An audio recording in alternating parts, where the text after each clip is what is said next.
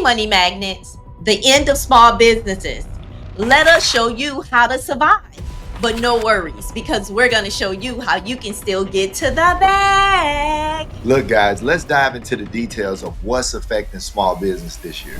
Hey, Marvin, a new report came out stating that 43% of small businesses had a hard time paying their rent in April. Yeah. For the first time since the pandemic, small business owners have the highest national rent delinquency rate. According to alignable.com, 43% of small business renters were not able to pay their rent in full or on time in April.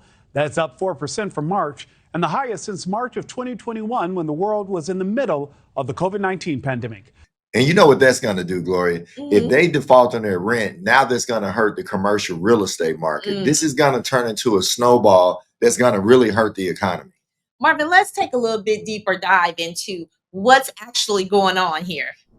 All right, Gloria, this article is saying that we're up 43% over last year as far as small businesses defaulting on their rent. And nearly 70% of the businesses that were formed before the pandemic are reporting that they're making less money now.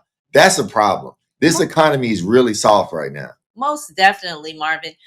We understand it because we're small business owners as well. Yes. And we have a restaurant. And the restaurant is, it's slow right now for everyone in the industry. It's not doing as well as it was post-pandemic or during the pandemic. I can honestly say that we were doing a little bit better during the pandemic because everyone was at home and everyone was still ordering food from us, and we were using DoorDash, Uber Eats. So we didn't need as much labor. We didn't need as much, we didn't use that much gas, lights, or any of that. Right. And I think what's happening now that we're contracting as an economy. All that money was out on the street during the pandemic. And now the economy is trying to constrict or contract right now. And everybody's starting to save money. We normally go in a recession when people start to save.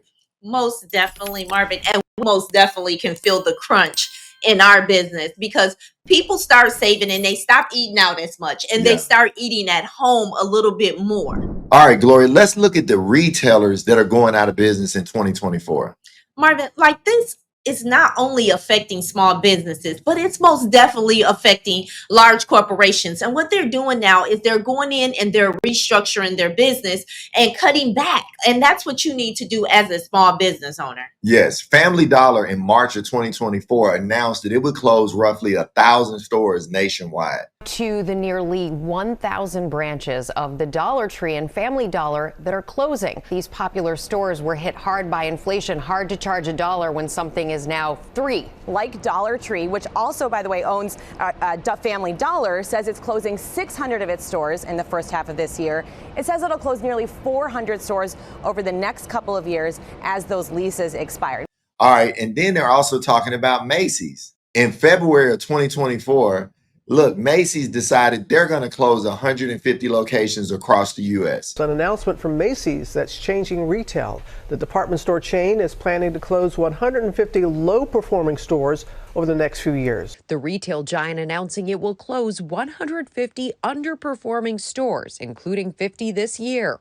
I mean, this is crazy. Like some of my favorite stores, everybody's cutting back. So, if these major retailers are cutting back, they've done the research, they've checked out the studies on consumer spending. So that lets you know as a small business, even as a consumer, we all need to cut back this year. That right there, Marvin, is fact. Yeah. Now, let's see what bankruptcies are doing in 2024. Now, Marvin, it states that bankruptcy filings increased across all chapters in the first quarter of 2024. Wow. That right there is major. In our mentorship and with some of our viewers that get in contact with us, we talk to them a lot. And I've had quite a few people talk about bankruptcy or thoughts of bankruptcy. And what we want to do is give you guys solutions instead of bankruptcy. Not saying that you shouldn't file it, but think about these other options before you do. All right, Gloria.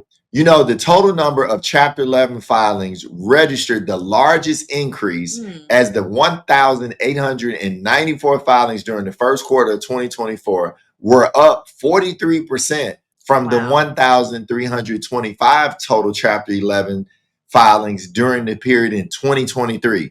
That is a lot of bankruptcies. And think about all the companies that may be contemplating bankruptcy.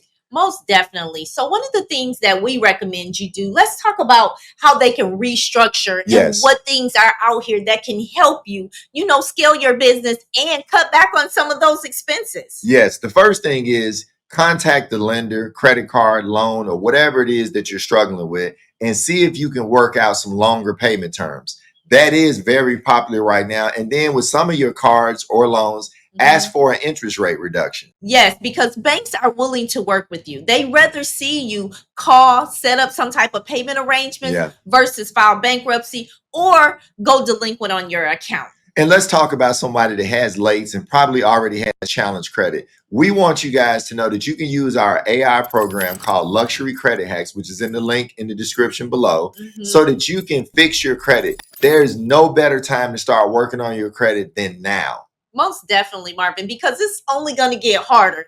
As they always say, it's going to get worse before it gets better. Our economy right now is just at an all-time high on bankruptcies, on, people not being able to pay their rent or their bills. And also on credit card delinquency. Most definitely. So start working on your credit. Get yourself in position. And business owners, raise more capital. If you have that 800 credit score and you're doing pretty well, raise more capital, because life happens to all of us. I'll give you a great example. Marvin and I had 3 things go down at our restaurant at one time. We needed a freezer, we needed a ice machine, and then we were having problems with our oven. But luckily the oven was able to get fixed. But we did have to buy a new ice maker and a new refrigerator. And those things can be very, very costly. So make sure that you're in position so that you can handle the things that may come up. Yeah, and also make sure you have business credit. And for those of you who have used your credit in a rough time and it got you out of there and bought you more time, comment below and tell us some of those stories. It may help out a younger entrepreneur. And for those of you who don't have business credit, start business credit. Get like net 30 accounts. Yes. And Marvin, I have a gym. Okay. So my gym today is, Marvin and I have a mentorship program that can help you raise capital for your business. We will show you how to keep that business going and give you great ideas on how to cut back on some of those expenses. Exactly. So if you haven't started your business credit, you need to start now. And if you want to know how to raise capital with a new LLC, check out this next video. I'm Mr. Smith. And I'm Mrs. Smith. And we're here to help empower your finances.